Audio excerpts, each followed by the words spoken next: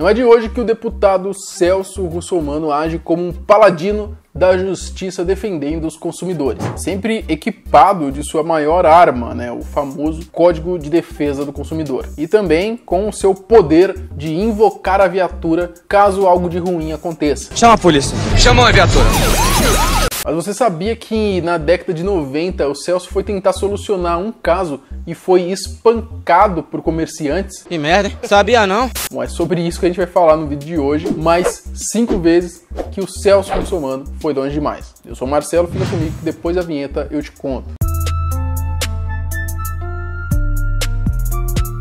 Mico do carro usado. Nessa reportagem, o Celso vai atender o pedido de socorro de um médico cirurgião. Eu sou um cirurgião. Mas engraçado é que os caras da matéria, elas são bem bobo, né? O Celso fala que ele chega na casa do cirurgião e fala, ó, vou entrar aqui, vou chamar a campainha. E na hora que ele entra lá dentro da casa dele, já tem uma câmera dentro da casa do cirurgião esperando o Celso. É a magia da edição. Diretamente de Hogwarts. Bom, o Celso começa a conversar então com o médico que explica toda a situação que ele tá passando. Basicamente, ele diz que comprou um veículo numa concessionária que ficava ali próxima, fazia mais ou menos 3 meses. E ele não conseguia usar o carro, vivia no mecânico, vivia dando problema. Mais tarde vocês vão saber o porquê. Vocês vão saber por causa do modelo do carro, certo, que ele escolheu, né? Depois você vai entender por quê. Bom, ele diz que os caras arrumam o carro dele, ele usa durante uma semana, já dá BO, já tem que mandar pra oficina de novo. Ele fala que nesses 3 meses que ele tá com o carro, ele usou pouquíssimas vezes, que mais fica no mecânico do que com ele. Bom, cansado de levar o carro tantas vezes na concessionária, na oficina pra arrumar, ele decidiu que iria trocar o carro. Então o que ele fez? Ele ligou lá na concessionária e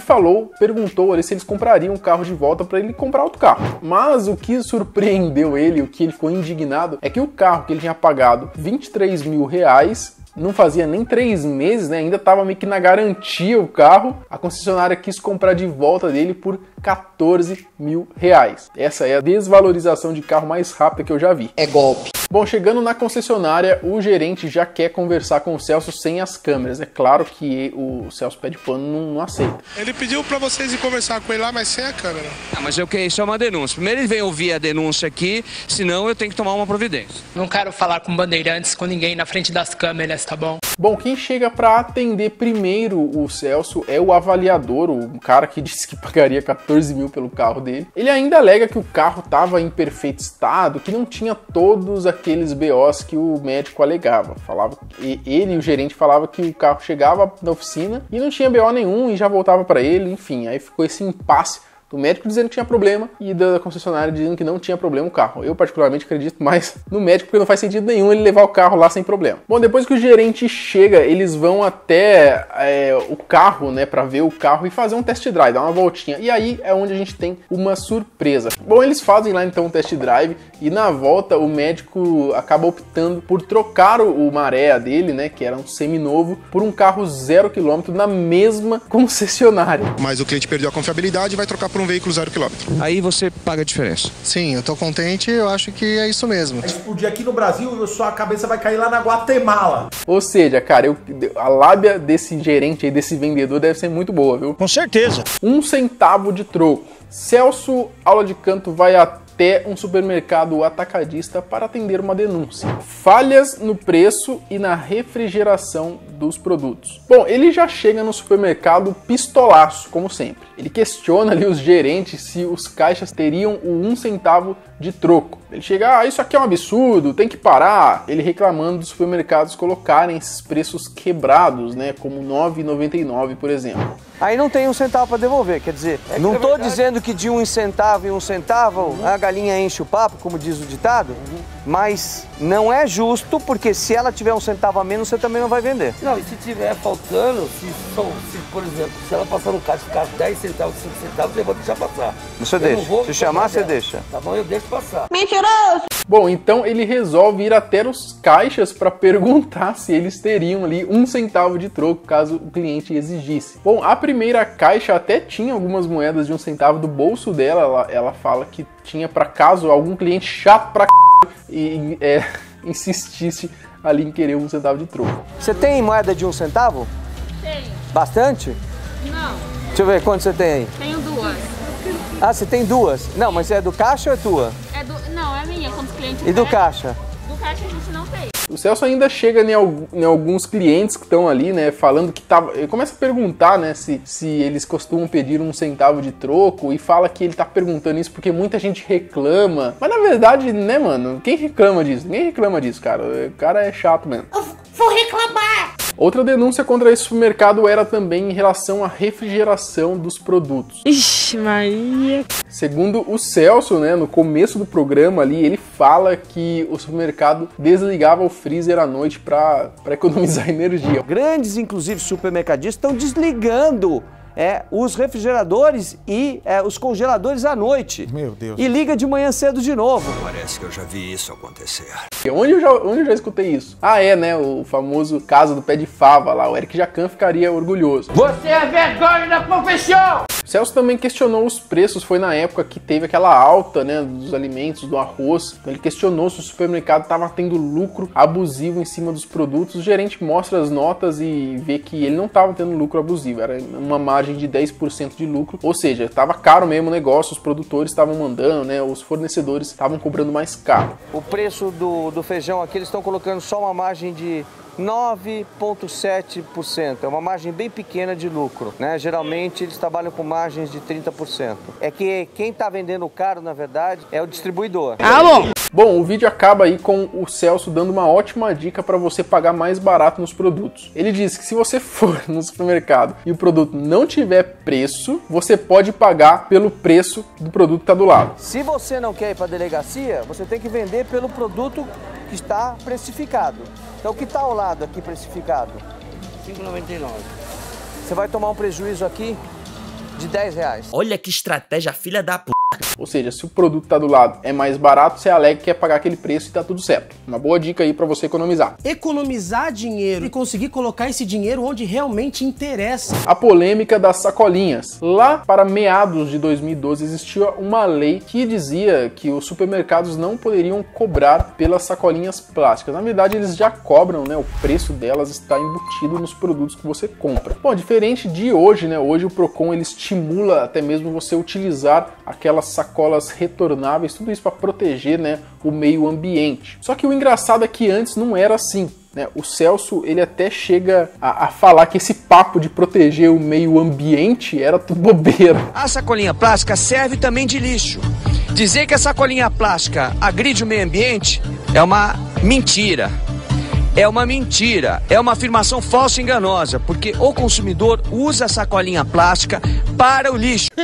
Tudo errado. E ele ainda fala que a pessoa que compra, né, os produtos do supermercado e leva a sacolinha, utiliza a sacolinha plástica para guardar lixo. E que era bem melhor guardar nessas sacolinhas plásticas do que num saco plástico de lixo mesmo, porque era bem mais grosso e agredia muito mais o meio ambiente. Essas são palavras do nosso conhecedor Celso Russomano. Não é possível! Bom, o Celso entra no supermercado já muito bravo, junto também com um fiscal ali do Procon, já questionando sobre o valor que as pessoas estavam pagando pelas sacolinhas. E o cara do Procon também, parece que ele chega ali meio na sede também, na mesma vibe do Celso, começa a falar que era um absurdo, que as pessoas não podiam pagar pela sacolinha. E é até engraçado que você escuta ali algumas pessoas de fundo vibrando, é isso mesmo, sabe? Tipo, torcendo para os caras ferrarem com o dono do supermercado. Inclusive tem uma senhora, né, que ela fala assim, ó, a média que eles costumavam pagar ali pela sacolinha era em torno de 10 centavos por sacolinha. Aí ela fala que numa compra de R$1.000, ela fala, numa compra de R$1.000 a gente gasta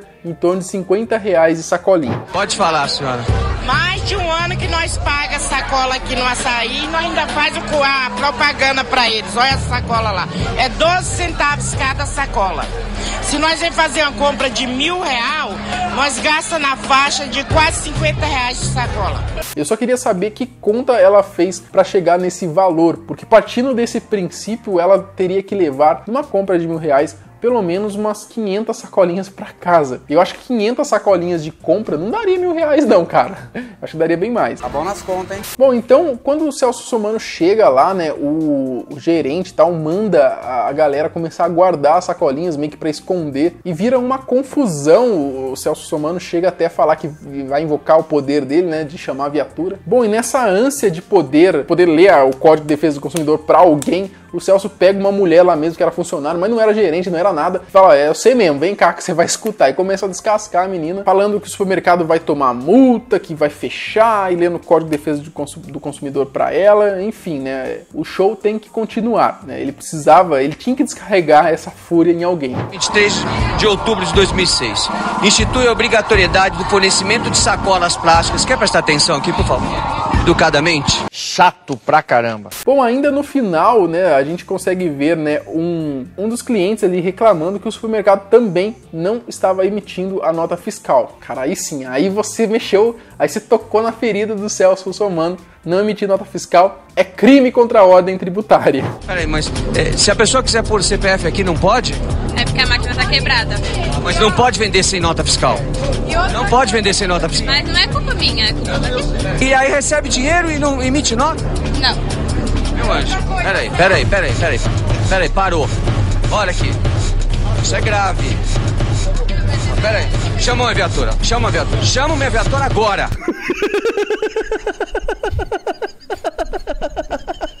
E aí ele já vai lá também e fala que é um absurdo, isso é um absurdo, não ficar sem emitir nota fiscal, e já fala que vai chamar a viatura de novo, enfim. O vídeo acaba por aí, eu não encontrei a parte 2, mas foi um caso bem engraçado. Se alguém encontrar a parte 2 desse vídeo, né, a resolução de todo esse problema, me manda aí no direct que... Mas enfim, foi bem legal a treta, confere aí um trechinho aí do final. Você não pode vender sem nota fiscal, isso é crime, é crime. O pneu sem garantia. Nesse caso, o Celso vai socorrer um consumidor que tinha comprado ali 2 pneus para o seu carro. É óbvio que é para o seu carro, mas podia ser para sua moto também. É verdade. Bom, mas a loja não tinha emitido a nota fiscal para ele e também não estava ali dando a garantia que ele queria, né? Porque o pneu, ele com pouco tempo de uso, já deu aquela bolha. Bom, a loja só tinha emitido para ele um recibo, que não tinha valor fiscal. E quando o Celso chega na loja para questionar, né, a funcionária que tá lá, o dono da loja não tá. Então ele tenta entrar em contato, até que ele consegue entrar em contato com o dono da loja através de uma ligação. Ele precisa do certificado de garantia, ok? Sim, falo, mas não. Alô? Bom, mas o que o bastião da defesa do consumidor não sabia é que o dono da loja era um completo maluco. Ele começa a xingar o Celso pelo telefone de tudo quanto é nome. O Celso até chama o dono da loja pra treta também, fala, vem aqui que eu vou falar na sua cara, enfim, uma baixaria sem tamanho. Eu não tô falando que você tá sonegando, eu tô pedindo aqui o que é direito dele. Ou melhor, não é nem pedido, ele tem o direito de exigir a nota fiscal, é exigência. Exigir nada. Tem sim, porque a lei diz que tem. E se você não tá contente, quer me tratar mal, você chama a polícia, porque nós vamos chamar também. Tá mal, você vem com máquina fotográfica dentro da loja, brigar com o peão? Briga comigo, Então vem aqui. Vem aqui. Vem aqui. isso aí, escreveu, não leu um palco meu. Olha, eu não sei vocês, mas essas matérias que dão essas tretas aí, pra mim, são as mais engraçadas. Essa é a coisa mais engraçada que eu já vi. Bom, o Celso finaliza ali falando que não vai, né, ele não tem que ficar escutando essas barbaridades do dono da loja. Ah, tá bom. Tá bom. Tô fazendo aqui meu trabalho. Você tem alguma coisa contra? Tem alguma coisa contra? Você tá preocupado com o quê? Tá bom, agora eu quero a nota fiscal, senão eu vou chamar a polícia aqui. Agora fale com os seus funcionários, porque eu não tenho que ouvir bobagem de quem eu nem conheço. Ele finaliza mais uma vez invocando a viatura, que daí sim, depois de uma conversa ali, a loja emite a nota fiscal pro cara para ele poder acionar a garantia. Enfim, isso já poderia ter sido resolvido, né? Não precisava de tudo esse barraco. Precisou invocar a viatura para os caras emitirem a nota fiscal. Isso é uma falta de respeito. Espancaram o Celso. Em 1993, as coisas eram bem mais hardcores. O hoje então deputado Celso Russomano não tinha toda essa fama, e quando ele foi resolver uma denúncia a respeito de uma empresa de telecomunicações, ele foi espancado. É isso mesmo que você ouviu, ele foi espancado. Peraí, como que é? Bom, segundo palavras do próprio Celso, ele disse que derrubaram ele e ali meio que nocautearam o cara, deram um pancadão na nuca dele ali e desferiram chutes contra ele. Olha que bizarro. Como vocês podem ver na minha nuca, eu tomei uma cacetada na nuca, no momento por trás, cheguei a perder o sentido no chão, e depois fui chutado de todos os lados. Bom, o problema dessa matéria em si é que ele não tinha as filmagens originais, os caras agredindo, né, indo pra cima dele. Por quê? Porque depois que os caras agrediram a equipe do Celso, eles tomaram, né, os equipamentos e quebraram os equipamentos do Celso. Olha que prejuízo, velho. Que tristeza. Bom, nessa época o Celso ele tinha uma equipe própria de filmagem, então ele ia com a sua equipe atender às denúncias, né? É mais ou menos como o repórter Ben Mendes faz hoje em dia, né? Quando você não tem um aporte maior de uma emissora de TV. Então ele ia lá com a sua própria equipe, gravava as matérias e depois enviava para um jornal, né? Na época ele gravava para o jornal Aqui Agora. Eu nem lembro de que emissora, acho que era do SBT, né? Aqui Agora, não lembro de que emissora que era. Mas enfim, depois que deu ruim essa treta toda, ele foi espancado, aí sim chegou uma equipe mais profissional, digamos, de reportagem do Aqui Agora, e aí o que a gente tem, as imagens que a gente tem do Celso ali contando, são as imagens de reportagem do Aqui Agora. Infelizmente a gente não tem as filmagens da equipe do Celso, porque foram, ele diz, né, que foram todas quebradas, roubadas, enfim. O engraçado também é que os caras que agrediram o Celso Russomano estavam na viatura, né, tinha ali uma viatura policial e os caras estavam presos já. O Celso ainda sobe até o prédio, né, onde ele foi agredido, né, ele sobe com a polícia para tentar achar os seus equipamentos, mas sem sucesso. O mais impressionante é que é nítido, né, e a TV não escondia isso, era nítido que o Celso estava... Cara, o Celso estava todo cheio de sangue na roupa ali, um negócio até meio pesado. A matéria então acaba, eu acho até que talvez tinha uma continuação, mas eu não encontrei no YouTube. E aí, galera, anos 90 não tinha muito esse negócio de mimimi não, né? O bagulho era hardcore mesmo. Hardcore, louco! E essas foram mais 5 vezes que o Celso Portiolli foi longe demais. Ué? Se você gostou desse vídeo, não se esqueça de se inscrever no canal. E se esse vídeo chegar numa meta de 50 mil likes, porque vocês gostam do Celso, dos vídeos do Celso Portiolli, eu tô ligado. Se esse vídeo chegar numa marca de 50 mil likes, a gente faz a parte... Qual parte que é? A parte 5 agora, né? É isso. Até o próximo vídeo. Tchau.